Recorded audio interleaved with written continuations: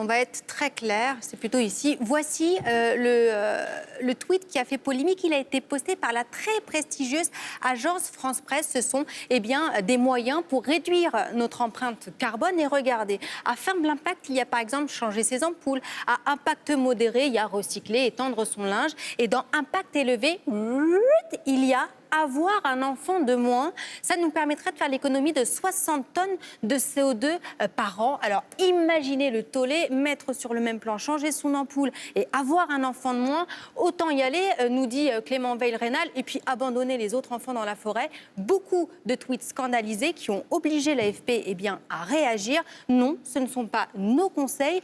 Nous mettons là une étude qui est parue en 2017 dans la revue Environmental Research Letters, une revue britannique très sérieuse. On va y revenir, mais d'abord on se pose une question. Nous, en France, chaque femme fait en moyenne 1,88 enfants. Est-ce qu'on est concerné, nous? Est-ce qu'on doit faire un enfant de moins selon cette étude? Carrément. On a beaucoup moins d'enfants par femme aux États-Unis, en France, que dans les pays d'Afrique ou certains pays d'Asie. En revanche, par tête, on pollue beaucoup plus. Donc la question, elle se pose aussi. Et oui, et on va être même plus loin, regardez en détail.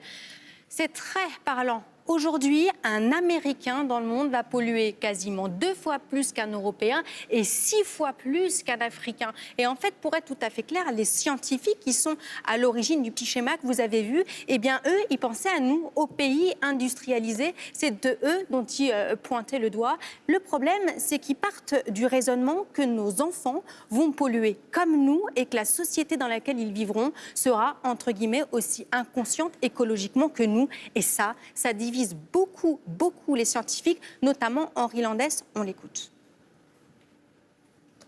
Aujourd'hui, on ne devrait pas se dire les générations futures vont polluer et vivre de la même manière que les personnes aujourd'hui. Parce que la réalité, c'est que les millennials, les générations d'aujourd'hui, entre le milieu des années 80 jusqu'à maintenant, nées sur cette période-là, sont déjà beaucoup plus conscientisés sur la question environnementale. Très normal qu'on réagisse, et puis surtout la question de la démographie, ça fait plus d'1 siècle et demi qu'on agite ce chiffon rouge qui fait peur. Mais regardez, je vous ai sorti un petit graphique qui est très intéressant. À l'horizon 2100, à la fin de ce siècle, regardez. En rouge, ici, ce sont la population, c'est la population africaine. En bleu, par exemple, c'est l'Europe, ou encore en vert, c'est l'Amérique. Regardez bien, en 2100, on va tous faire le même nombre d'enfants, à peu près 2 enfants par femme.